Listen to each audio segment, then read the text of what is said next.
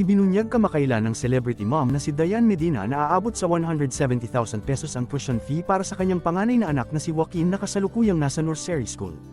Ibinahagi ng aktres na natagpuan niya ang mga lumang dokumento habang nililinis ang kanilang lumang bahay, kasama ang mga resibo, report card, at diploma.